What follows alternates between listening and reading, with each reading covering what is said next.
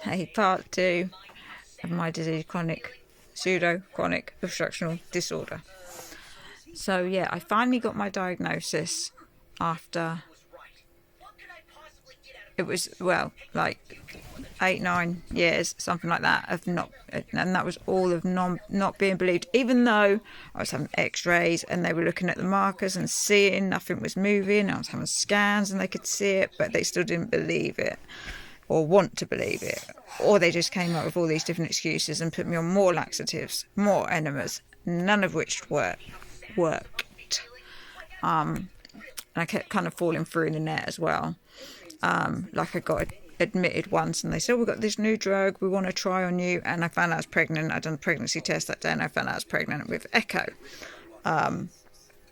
So I wasn't allowed to take the pills.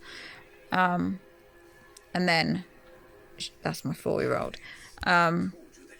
Then after I had echo, like I said in the previous video, it all got pushed up because I hadn't been to the toilet in like 7 months at all. When you've got this disease, it's not like you go to the toilet occasionally. In my case anyway, you don't go at all. It's completely like there's a blockage there, but there is no actual blockage, hence the pseudo.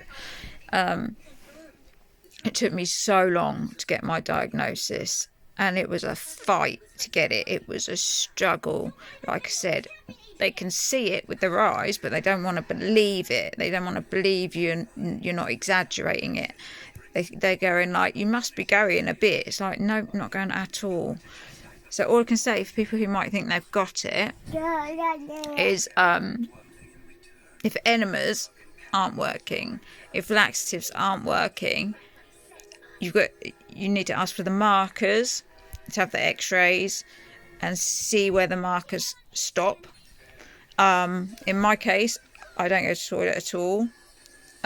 In other people's cases, I presume that they do occasionally. I mean, it's on the rare diseases list. I can't find a lot of information about it, to be perfectly honest. When I was diagnosed with it, there was barely anything, minimum. Now there is a little bit more about it.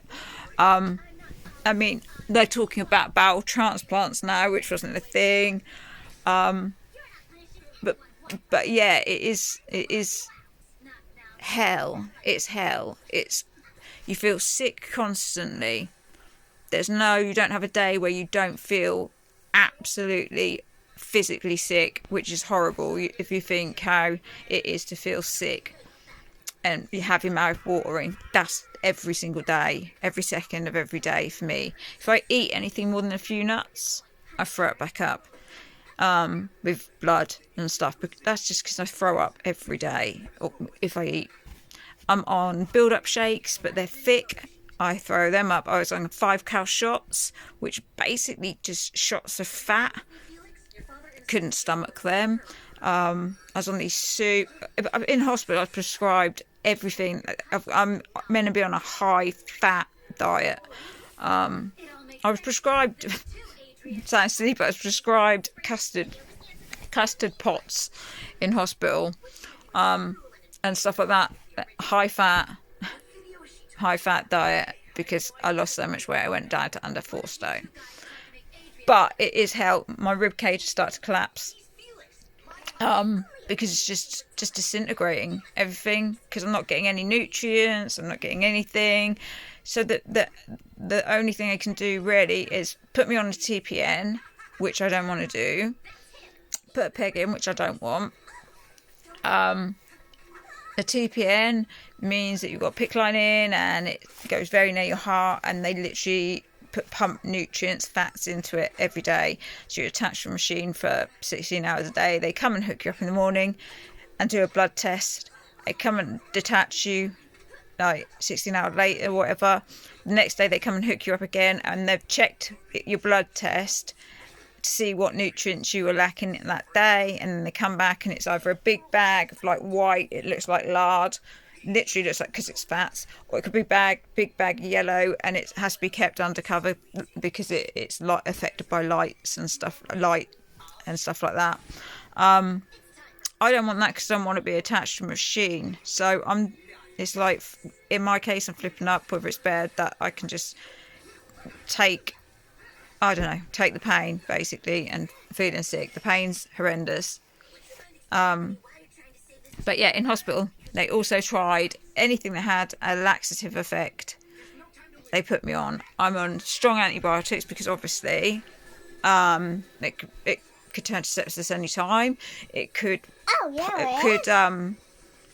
rupture at any time, and obviously not being able to eat and drink properly isn't great either. And like I said, they had to get funding for me to get these special new pills that did nothing but put me, I call them extra pain hell pills. They put me into electric shock. So they tried to electric shock my intestines back into working, because basically your intestines do this and pump the food around, and mine do that. They don't move, they don't pulsate, they don't do anything. They're completely frozen. They don't push food along. So you eat food, it goes down, it gets processed, and your intestine push it through to your bowel. Hold on, baby. And you poop it out. Mine doesn't.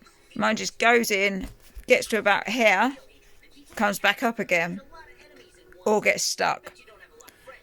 So it can't go any further because it's like, gets to about here, which if I had an ileostomy, it's lower.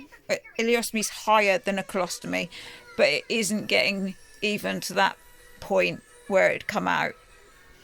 But yeah, the hardest thing with this is to get believed. Like, to get doctors, specialists, whoever you can, to believe that you are suffering like this, because that's what I found the hardest thing. And then when I got my diagnosis, at least I knew what I was fighting with. Like, at least I knew what I was fighting with. But like I said, there's more. Every time I look it up, there's a little bit more going on in research about it being done. It's still on the rare diseases list. There's not a lot being done about it. Like I said, if the leading bowel specialists in the world don't know what to do about a bowel disease, then you know it's pretty rare. But it's my choice not to be on TPN, which could lower my lifespan by a lot, because I'm not getting all the vitamins and nutrients. But I don't want to be attached to a machine. I've got 3 young children, and I want to be able to play with them. I'm on Oxycontin for the pain. I don't take it, but I am. It's my little girl. I'm nearly finished, Ek.